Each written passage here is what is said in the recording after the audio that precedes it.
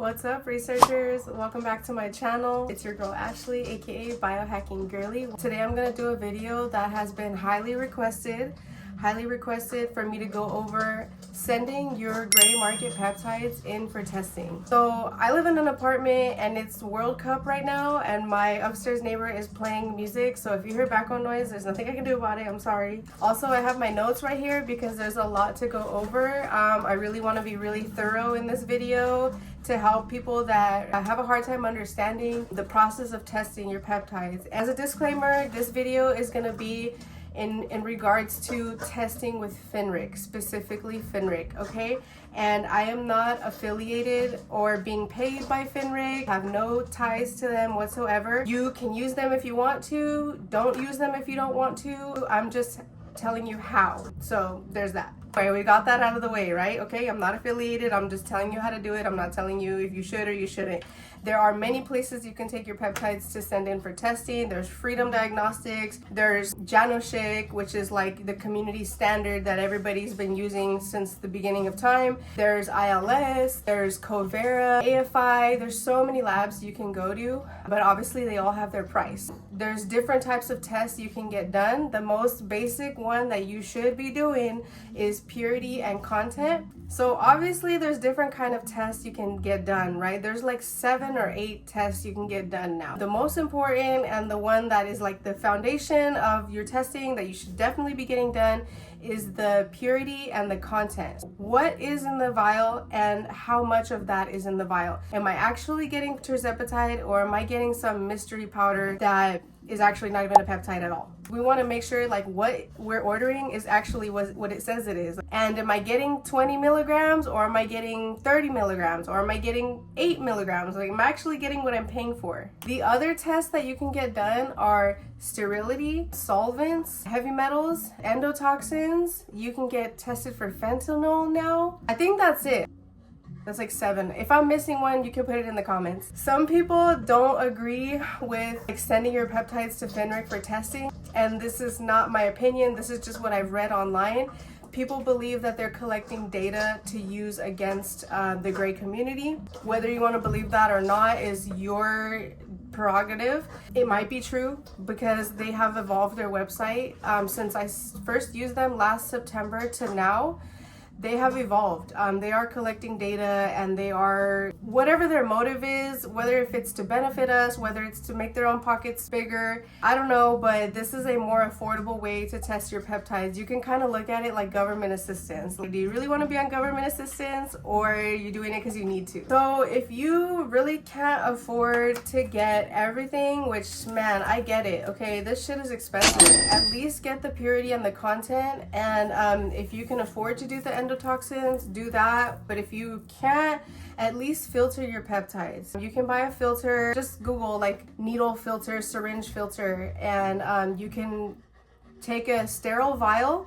First of all, you would reconstitute your peptide, then you put the filter onto your needle, and then you like filter it through into a sterile vial. So now if there was any bacteria in that first vial, you kind of like narrowed down the risk. It's not completely guaranteed, but if you are not going to test for endotoxins, this is like a band-aid backup.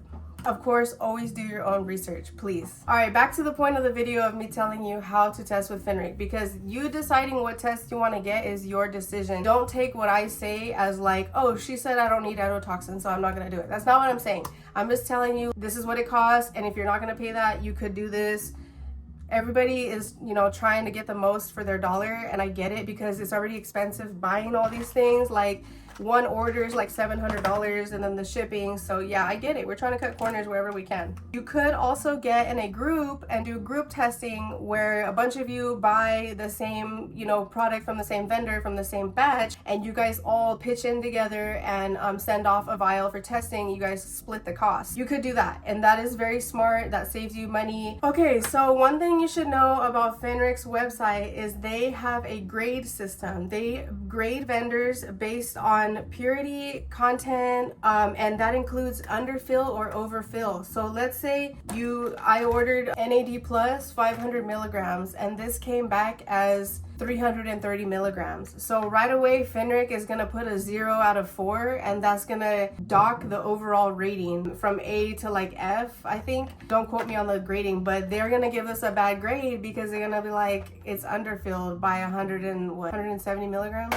It's underfilled. So they don't like that. They don't like when things are underfilled, and then even if it's overfilled, we like when it's overfilled, of course, because we're getting extra product that we didn't pay for, but it's not accurate. They're grading based on accuracy. And so that's something that could give a vendor a bad grade. That's why when you look at their grading system, you can't really judge it right away. Like, you have to actually look at what gave them that grade. Because the vendor that I like using, they have bad ratings on Finric, but I looked at it and it was because it was overfilled. So I was like, okay, that's not really something that I'm complaining about. But obviously you want to know if it's overfilled because you want to dose it properly. Finric is trying to make sure we're doing this safely, right? It's not safe to overdose your peptides, especially GLPs. You don't want to overdose your GLPs because you can get side effects, you can get sick, all those things. I also think that this is why, let me say this before I continue. Okay, if you get your COA back from Finric, and something is wrong with your peptide, like it's not NAD plus, even though it said it was, or it's not 500 milligrams, even though it said it was. Most vendors, almost all of them, all the ones that I've come into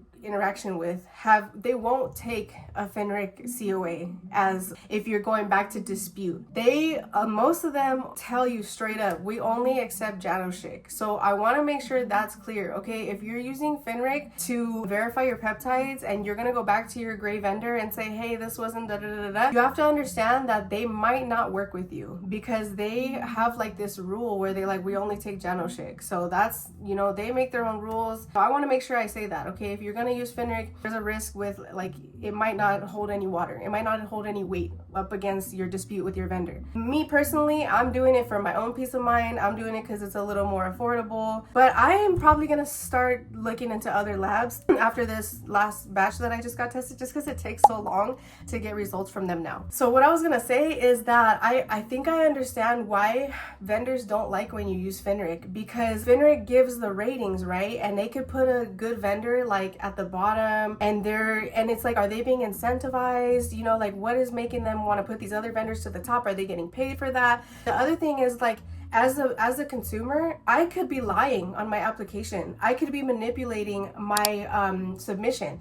I could be saying this is IPA 10, but really it's IPA 5. Maybe I made a mistake. Now, my vendor that I put in the system is gonna get a bad grade based off of like my mistake. And so I kind of see why they don't take Finric COAs, because I could easily make that vendor look bad just because I wasn't paying attention. Maybe I was trying to get a free test and I lied on my submission just so I don't have to pay, and now it's looking bad on their part. If you guys get what I'm saying, if that makes sense. Okay, moving right along, I'm gonna go over the peptides that are covered for free.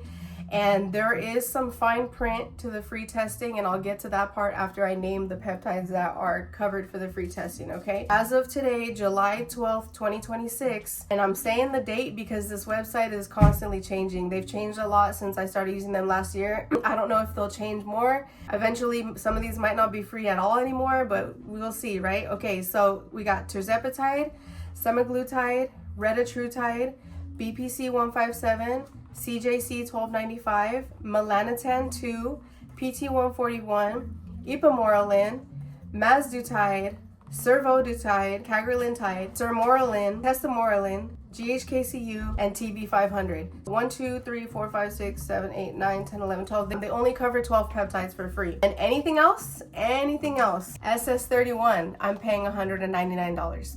For just purity and content. MOTC, I'm paying $149 for just purity and content. These peptides are not covered. They're not covered. So only those 12 that I named are free. Now, there is some fine print to the free peptide testing. Okay, so let's move it right along here. They're gonna first ask you, okay, you have tirzepatide, who's it from? Question number 1, you're gonna fill out this like form, right? You're gonna fill out these questions. Question number 1 is gonna be, what's the vendor's name? Who did you get it from? If you type in SRY Labs, I'm only saying that because when I checked the website today, they're like at the top for retatrutide, but they have bad grading for a lot of their other peptides. So really look at it. If they're already in the system, like SRY is, it'll be like, okay, we recognize them, green check, right? So you can go to step 2. So step 2, the batch ID. Let me just go back to step number 1. If the vendor is not in the system, like for me, for example, I was testing out this new vendor. They're called Medi, M-E-D-I. I was vetting them. Medi was not in the system, right? So if there's a vendor that's not in the system, they're gonna ask you, give us their link. What's their link? And it has to be a social media profile or a website, something public that anybody can pull up and look at. It cannot be a WhatsApp phone number, it cannot be a Telegram group or a Telegram phone number. So Finric has its rules, okay? They're gonna test your peptides for free, but it comes at a cost. They have their rules. If you don't have like the website or the social media profile and they haven't heard of your vendor, that's considered a private test. So they're gonna charge you $120 and you're gonna have to select private test, and that's the catch. Okay, you're gonna end up paying one way or another if you don't have the information they want. All right, so let's rewind it back a little bit. Let's say you do have the vendor is in the system, or they're not in the system, but you have the website. So for example, when I tested Medi, they hadn't heard of them, but they did have a website. So if they know them, you can go to step 2. If they don't know them, but you're gonna put them in and you have the website, you can go to step 2. If they have never heard of them and you don't have a website, all you have is a WhatsApp phone number, you're paying $120. So those are the 3 routes you can go from step 1. For the sake of this video, let's pretend that they have heard of my vendor, or that I have a vendor they haven't heard of, but I have the website and I can provide that information. So I'm still in the range of a free test, okay? So for the sake of this video, that's what we're doing. Now we're gonna go to step number 3, which is the batch ID number. This step will make or break if the test is actually going to be free. So this is like another part of their fine print for their rules. You have to have a batch ID number. What is a batch ID number? So it's going to be the manufacturer date. This is Tessamorelin 10, which I actually am sending in for testing. And I have a batch ID number, which is the manufacturer date, or a lot number, which will be like another number that's on here. So why is this important? Because we're identifying the batch. If we don't have that, if all we have is, oh, it's T20 and it's 20 milligrams, oh, it's GHKC 100 milligrams, that doesn't tell us anything. That doesn't tell us like what batch did this come from. You know what I mean? This is just like, okay, we don't have any information. And honestly, guys, cap colors don't mean anything. Cap colors really, yeah, it kind of helps you like identify like, oh, I have the same cap, maybe it's from the same batch, but it's a maybe, it's not a for sure. So that's why they ask for this. I want to point out that they want you to prove it as well. They want a picture. So you can't just be like, oh yeah, I'm just gonna put whatever. No, they want a picture. So you actually have to upload a photo of this to continue with your free test. And if you don't have this step, if you only have, you know, no date or whatever, this is not a good example because this is Motzi, and Motzi, I already told you guys, is not free. So let's pretend I'm doing TERS. TERS is supposed to be free. I don't have a batch number. I don't have a lot number. Even though I had the vendor information, even though I had the website, or even though they recognize the vendor's already in their system, I don't have a batch number, guess what? I'm paying $120 because this is now a private test because I don't have the information that they require. Okay, so are you still with me on how to get it for free? You gotta have the right information. If you don't have it, you're paying $120. $120 is still not that bad compared to what other websites charge, but it can take a long time to get your results. And when I say a long time, I'm talking about for my T20 that I sent in 5 weeks ago, going on 6 weeks, I still don't have a result. So there's that, okay? If you don't want to wait that long, go with one of these other labs. Freedom charges like $225 or something like that, and you'll get it in like within a week for purity and content only. So that's gonna be your discretion, okay? The one that I'm waiting on right now is this one. I'm waiting on the results for this one, and I'm not gonna use it until I know. You know what sucks though is like I bought these 2 T20s from the same vendor, but if you really look really close, they're not the same. Look at the different shade of the cap, and this one has an arrow and that one doesn't. So how can I really know that these are the same? Now I gotta test this one too, just to be sure, because I just don't know, you know. I sent in the GHKCU for testing, And this came back as 85 milligrams, and this was supposed to be 100 milligrams. Look, I even have the case. This was supposed to be 100 milligrams. Is that a really, really bad thing? Not really. It just means I'm underdosing. But also, I paid for 100 milligrams and I only got 85. So, like, that's annoying. This was a vendor that I was vetting. And like I said, this is going to tell me a lot if the T20 comes back bad. But I already don't trust this vendor just based off this NAD was supposed to be 500 milligrams. And guess how much it came back as? I'll put a picture.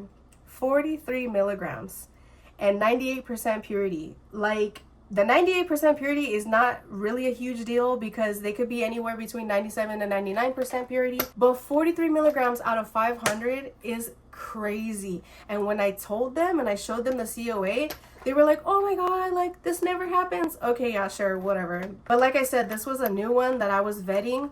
This isn't somebody that I've recommended to anybody, nor will I recommend this to anybody. This is somebody that I'm gonna deal with as soon as I get those T20 results back. We're gonna move forward with how we're gonna fix it. Like, I'm gonna get my money back, or I don't really want more product from them. They're like, oh, we'll send you more. Like, because now I spent money. Now I'm gonna spend more money. Like, I'm honestly gonna make them pay me back, or at least give me back the money for the NAD. If the T20 comes back cool, I'm gonna keep it. Whatever. The GHKCU, it came back 99% pure. It's 85 out of 100. Like, I'm not really tripping because GHKCU, if you guys know, it's cheap. It's only like $40 or less per kit. So I'm not really tripping on that.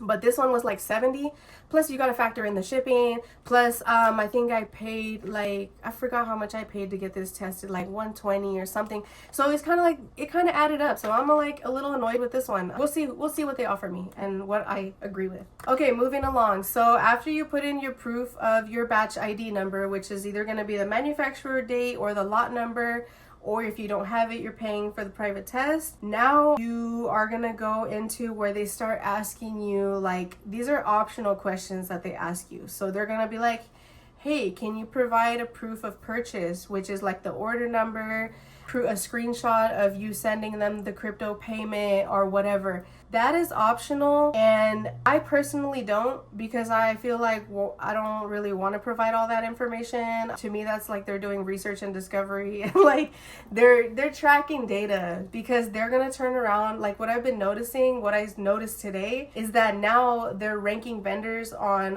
who has the highest rating, and then they're giving like the WhatsApp number, and when you click on it, it pulls up the WhatsApp conversation and it says you were recommended from Finric. So I'm like, oh, okay, I see what they're doing. They're trying to like have their leg in the door, you know what I mean? So personally, I don't like providing all that, and if I don't need to, I'm definitely not going to. I don't even like really using my real name on these things, if we're being honest. Like, when I make orders over the pond, half the time I don't really even like using my real name. But somebody actually let me know that if my stuff got seized and I didn't use my real name, or like if it got held up at the post office and I didn't use my real name, I wouldn't be able to go pick it up. So I was like, okay, you have a point. So whatever, that's my thoughts on that. Anyway, so you're gonna have to they're gonna ask you, please give us proof of purchase, please give us a screenshot of your order, blah blah blah blah blah. You can either do that if you want to, or skip to the next question. The next question is, how much did you pay? How many vials did you get? What was the price per vial? So that they can put that on their website, that like, okay, Medi is only charging $1.10 per milligram for Retatrutide 15 or whatever. I'm just giving an example. So you can answer that if you want to or not. If you don't, keep going. So the next question, and this is like the last of their little survey, there's a total of 3 questions like that you're skipping through if you want to answer them or not. It's going to be rate the buyer experience. So rate the delivery, rate the communication, and this is a 1 to 5 star rating. Rate the quality, the customer service, and your overall satisfaction with that vendor. So they can take that information and be like, okay, this is the customer's feedback. Got good feedback, okay, they're going to the top. They got bad feedback, okay, like that vendor's not somebody. And this is like another thing that plays into why vendors probably don't like Finric, because if I just am just one of those people that's like, fuck this vendor, I could put 0 star, 1 star on all their shit, and maybe they're not really a bad vendor. Maybe I'm just like one bad egg in the whole nest, you know what I mean?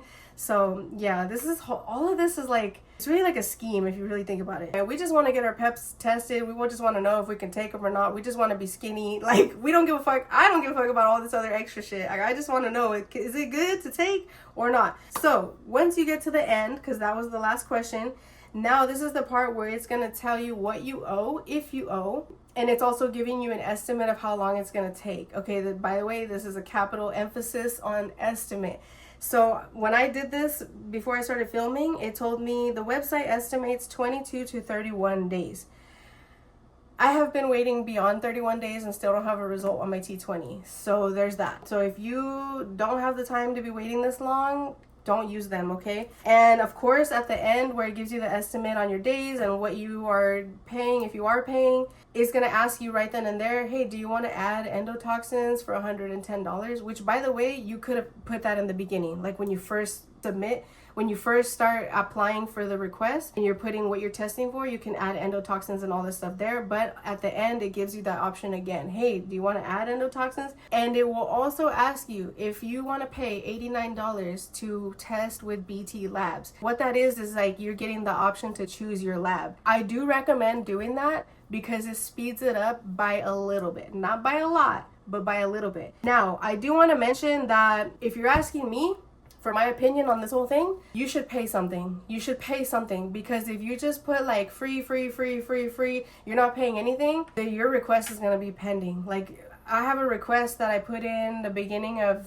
July. No, was it the beginning of June? It never got approved. And that was for one kit of T20 that I put, like, I had the vendor information and all that. I had the, manufacturer date and, like, I had everything. They never approved it. But when I put in that request again and I added, the NAD, the GHKCU, and I paid for the NAD, they accepted my request the next day. So you have to cough up some money if you want to be accepted. Now you're going to be sitting in a stack of, other tests for who knows how long. I don't know how long it'll be pending. They're in it for the money. That, like, if you are paying, money talks, right? So you're going to get accepted quicker if you pay. So I recommend, if you are doing the free test, you got all the way to the end and you're not paying anything, I recommend paying that $89 for BT Labs, because $89 is not that much, and at least you're going to get accepted. It's still going to take a while, but it might not take as long as it would have if you were just doing the free test. Okay, so let's say you're doing one of the peptides that's not one of the 12, one of the 12 free ones. Let's say you're doing MOTS-C or SS31. MOTS-C is $149, no matter what. Like, even if you have the batch ID, even if you don't have the batch ID, or if you know the vendor, if you don't know the vendor, it's $149. Will they stack fees on top of it if you don't know the vendor? No. Thankfully, no. Thankfully, you're only paying $149. And then SS31 is $199. For me, that's out of my budget for Finrix, so I will be sending this to a different lab that charges $150. And then according to their website, when I, pretended like I was doing an order for MOTS-C 20, it gave me an estimate of 21 to 25 days. And again, it is smooth if they recognize your vendor. If they don't recognize your vendor, they do kind of want some more information, but you're not obligated to put it because you're paying the $149 no matter what. I think that covers it. By the way, I heard there's a special way to open these ones that have this little arrow. I haven't opened one yet. I'm a little nervous about it, but look it up. Look it up on TikTok, YouTube, whatever. They're not like the normal vials that we're used to. I think there's a special way you're supposed to open those, because if you don't open it the right way, it like exposes the whole lid and then you can't really rely on it after that. And I think at that point, if you messed it up, you would have to get a whole new sterile vial and transfer it over. Pay attention to if yours has the little arrow or not. And what you're gonna do is, like, after they accepted you and everything, you're gonna take your sample. They don't want you to write anything on it. They want you to put like a sticky note, but not like a label, if that makes sense. They don't want like labels on the vials. Maybe a sticky note, or you can write like on a separate notepad paper. The dark green cap is the T20. The black cap is the tesamorelin 10. And you're gonna put it in a padded envelope. Like, obviously put some bubble wrap, or send it in one of these so they don't get broken. And then you just mail it in. On the outside of your envelope, you want to put your sample number. That's the rules, okay? They're asking for you to put the sample number inside the shipment on that paper that you added with, the vials and what's in them, and on the outside of your postal mailer. And then you just wait. And then your part is done. You already did your diligence. Now you just have to wait until they hit you back up. When I sent in my NAD, I got this back in like 3 weeks. And my GHKCU, I got back in 3 weeks. But the T20, 6 weeks later, still waiting for it. And let me say this as well. It's not the vendor's fault when your peptides aren't good. The vendor is just somebody that's like a rep for that company. They're just the salesperson. It's the manufacturer. So like whoever they're getting their peptides from is either, what I think is No, you know what it is that in 2026 alone, the demand for peptides quadrupled or something crazy. It tripled, or I don't know. You can look up the percentage, but they're trying to keep up with the demand because we are buying them in such large amounts that they're just like pumping them out like boom, boom, boom, boom, boom. So yeah, there's gonna be underfill. There's gonna be mistakes in the line somewhere. But the ones that are giving you filler, yeah, they're that's not good. I think the ones that are giving filler, they're just like trying to flip it. They're just trying to make the money. They're hoping that you won't catch it. That's why it's important that if you get something like that, you share it with your people, with your community, so we can be put on notice. Yeah, we're not gonna, bash the vendor, but we're just not gonna buy from them because they're working with a manufacturer that's selling us boo-boo shit. So yeah, guys, test your peptides. If not, if you don't want to do all this, because it is a pain in the ass and it is expensive, buy from a US based website. And before you come in my comments saying they all come from China, we know that already. We know peptides all come from China. When you're buying from a US website, they already did the testing for you. That's the difference. It's not like, oh, they're from the US. They're tested for you. You don't have to worry. You don't have to wonder. All that legwork has already been done for you. You literally just reconstitute it and use it. Because on my last video where I was like, oh, I'm destroying $400 worth of gray market peptides, somebody was in the because I was saying, oh, if you want to order from Ion or Peptira or Modern Aminos, use my code, yada, yada, yada. Somebody got in the comments and was like, they all come from China. Like, yeah, we know. I don't know what are you trying to prove? Because by this point, I hope we all know that.